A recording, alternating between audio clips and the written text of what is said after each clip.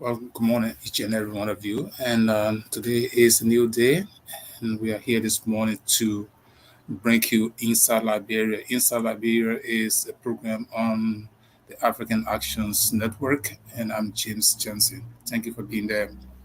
Well, we are here just for a short while and here to discuss the issue that has to do with pre-elections campaign. That's a situation that's being raised by many persons in Liberia, and it is glaring that the ruling party herself is pre-campaigning, and that many other persons like the Yaga Koluba, these people are all pre-campaigning. Now, what is responsible for that is the National Election Commission herself must be more serious, must show neutrality, must be forceful in making sure that these activities don't lead to national elections. When these activities are not guided, there's a probability that the elections itself will be problematic.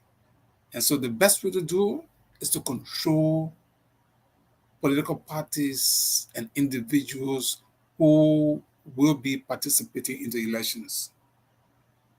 Every political party should make sure that her partisans, no matter the status in society, that they all live and respect the elections law.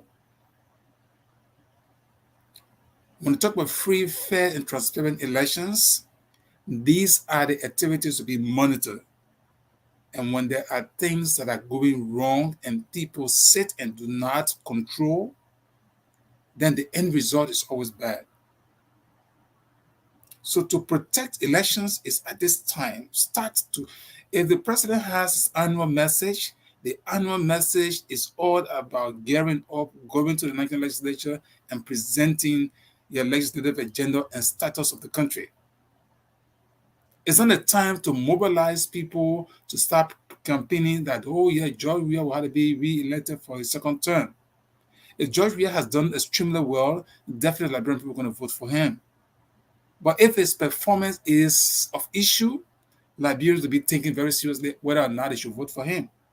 Now, there are catch phrases or sentences or statements that people can know that these are pre-campaigning statements. Like for somebody say, okay, you must vote for George Weah. You must vote for George Weah is a campaign, it's a pre-campaign. It's not time to say you must vote for George Weah. You can say George Weah is a candidate for CDC. No, he is not. If you say George Weah is a candidate for CDC, that's a pre-campaign because George Weah has not registered with the National Election Commission to be considered a candidate for next year election. You can say Cummings is a candidate for the NEC. Cummings is not a candidate for NEC. Anyone who said Cummings is a candidate, that person is pre-campaigning. Even the media will have to watch out the phrases and how to go about, conducting themselves. There are pre-campaign messages, and there's a lot of things all around the place. So the National Election Commission also must do her due diligence, must have her team that will just monitor people, just watch media. I mean, everything is easy these days. Get on social media, watch who's saying what, and necessarily find them. It doesn't matter who it is. If somebody make a pre-campaign statement, it can even be George Weah. You don't want to find out George Weah directly, find his party. Just get clear evidence. And then you draw them. Or the 1 year we have seen some signs of the National Election Commission, but it's not enough. It's not enough.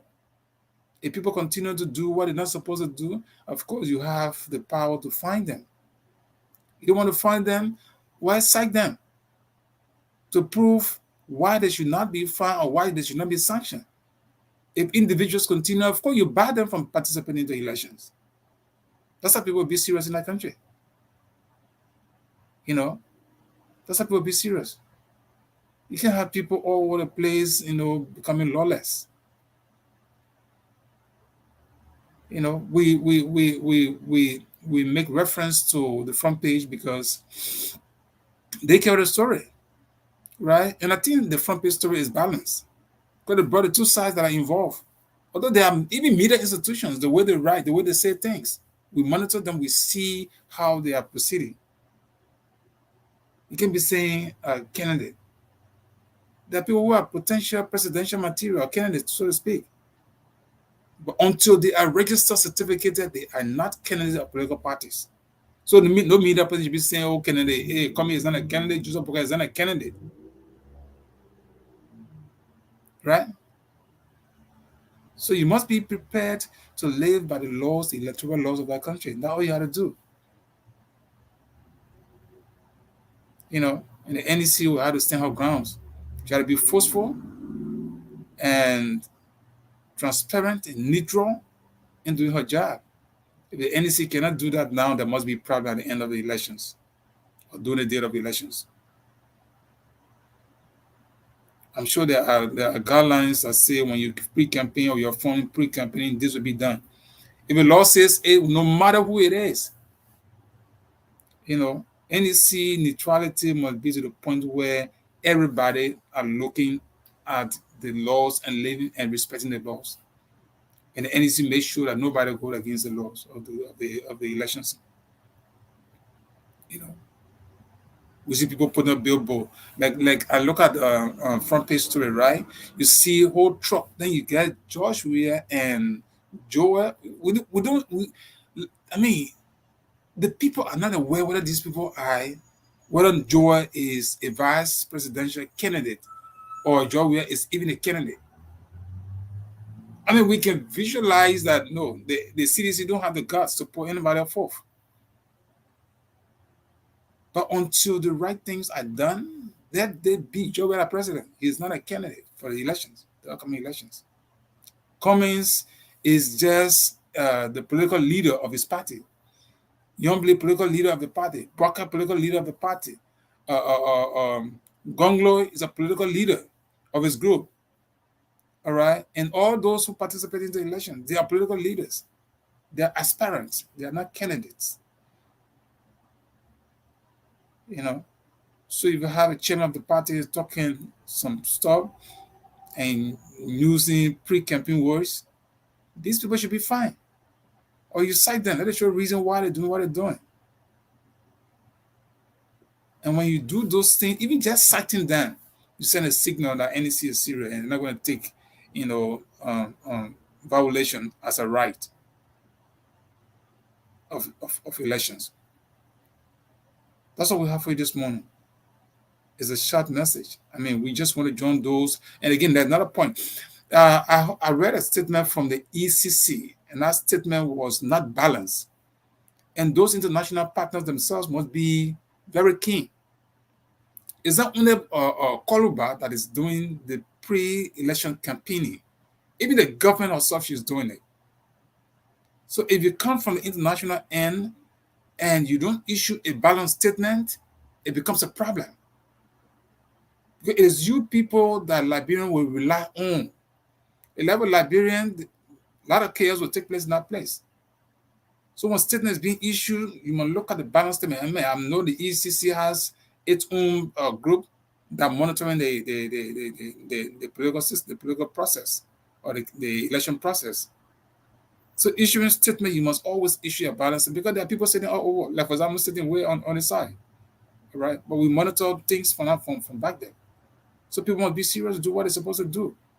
If they don't do it, everybody should bow off them and let it do it right. That's what people can do. You don't do these things right, the end of the day, the election will be chaotic. And nobody wants to see that. So I want to say have a pleasant and wonderful day. Pre-campaigning should not be allowed. It's against the election laws. And so the NEC, the National Election Commission of Liberia, must be forceful, must be neutral in making sure that those lawless people don't become lawless. That they respect the election laws. It doesn't matter who it is. Thank you so much and have a pleasant and wonderful day.